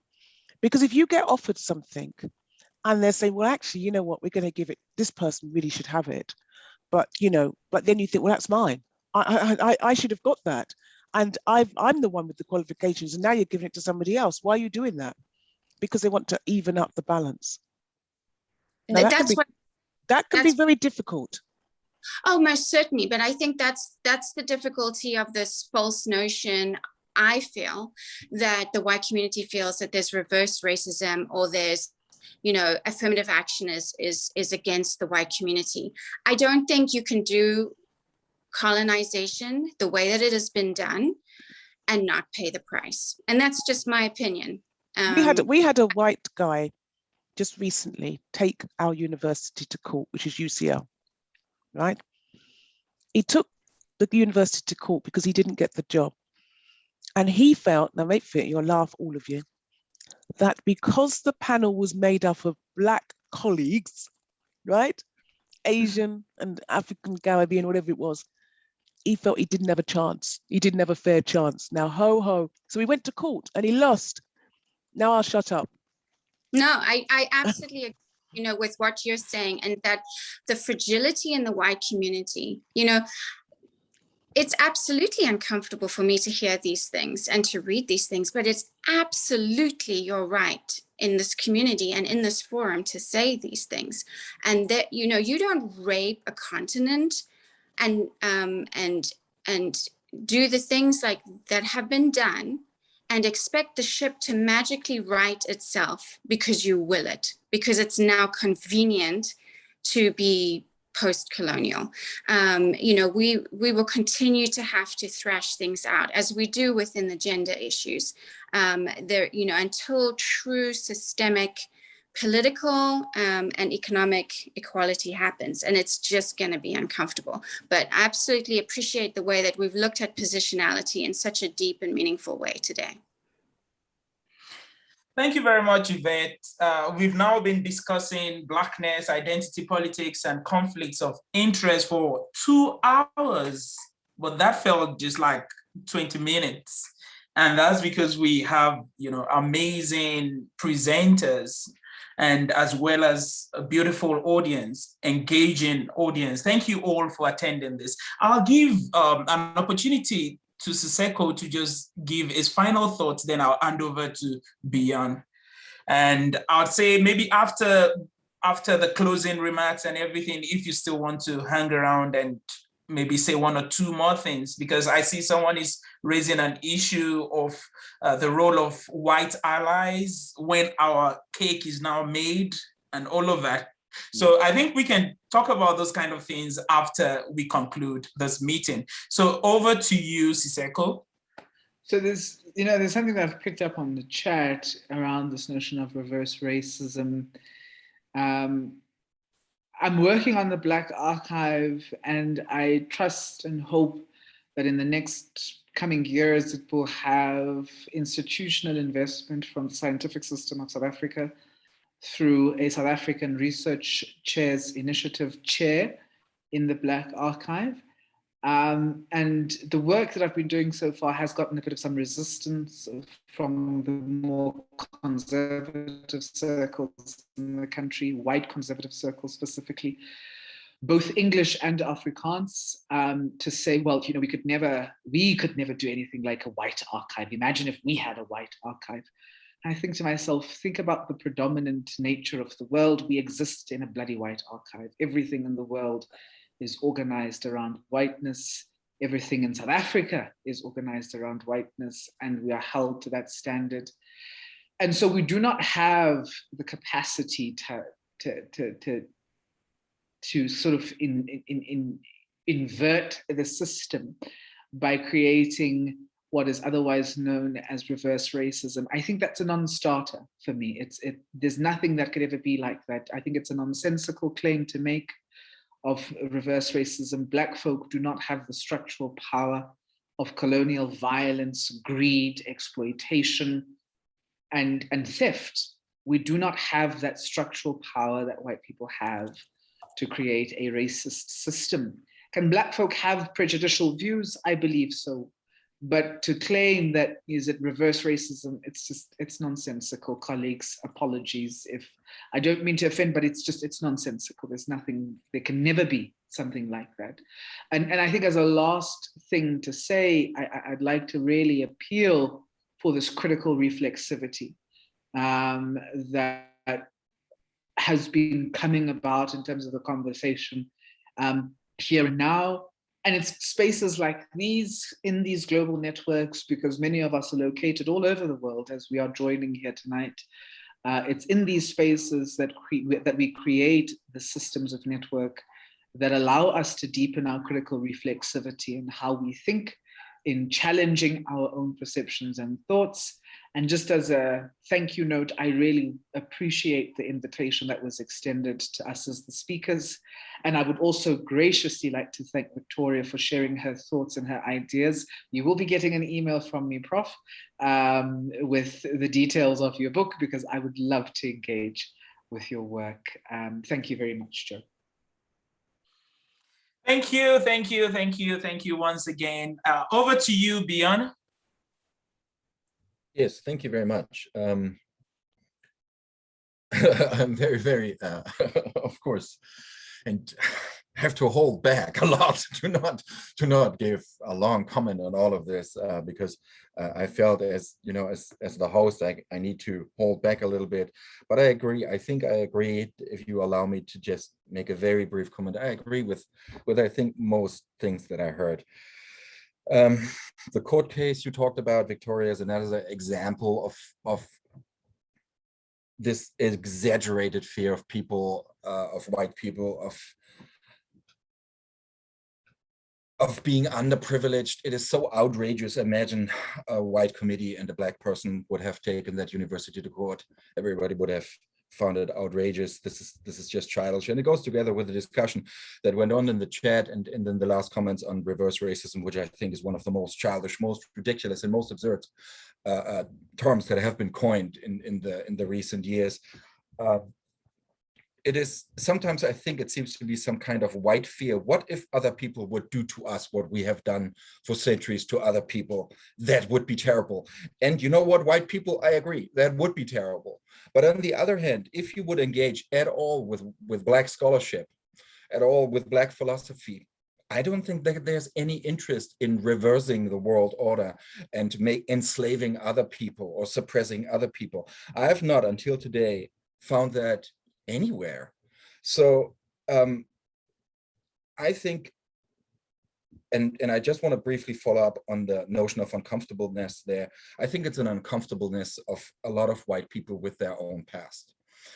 There's a simultaneousness of being aware what we have done and not wanting to know, and deeply desiring to go in a pre-conscious state of unknowing what our people have done, and of unknowing that even if I personally do not have done it, as long as I don't fight it, I still eat the fruits of those terrible deeds that I've done. So from my point of view, if you're not actively fighting that, you're becoming an endorser of it. And I think that's what makes a lot of people very uncomfortable, because it factually means to change your life. It means to get the F up and do something about it. Instead of saying, well, I'm not a racist. What else do you want from me? Well, to be honest, I want a lot more from you. A lot more than a cheap, nice etiquette that you put on yourself saying, well, I'm not part of that. If you're not fighting it, you are part of it, because the system is made in a way that you do not even have to engage to become a racist. You become a racist by participation in the racist structures. And if you do not voice your dissent with that actively, you're becoming part of that. And that is uncomfortable. And I know what I'm talking about, because I had to learn that. I wasn't taught that at university or at school. I had to learn that, and that didn't feel good. But you know what? Then it didn't feel good. Well, tough luck. Things don't feel good in life. And sometimes you learn something about yourself, about your culture, about your intellectual heroes that is uncomfortable. And that's just the way it is. So I'm very sorry to abuse my privilege to make this final remark here. I just want to briefly tell you that this is not all that the ARN has to offer. There is even more. Let me raise awareness for our November webinar, which will be on climate change, an increasing threat to Africa. And it will feature 3 speakers, Toby Moranquinho, Abudion Afolabi, and Dennis Nkange. And I think this is going to be another interesting event. I thank you very much, Victoria, for being here. I thank very much my brother Siseko for being here, presenting another amazing talk, being very sophisticated with that cigarette right now. That looks pretty good. And I thank you very much for this beautiful, amazing event. And I hope to see you all again. Thank you very much. See you guys soon. Thank you, colleagues. Thank you. See you. Thank you all. Thank you, everybody. I really appreciated the invite. It was, yeah, it was more than I expected. Thank you. Thank you. Thank you for being so gracious with your time. Oh, Yes, thank you. Dr. Victoria. Yes. Good to see you, and thanks for the day, and bye. Yes. Yep, and keep in touch.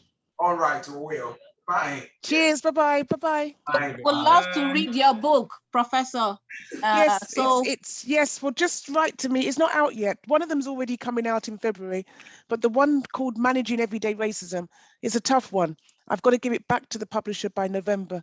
So yeah, just pray for me, won't you? Well, we are. All right. Some heavy prayer would be good. Whoever's got prayer warriors. All right.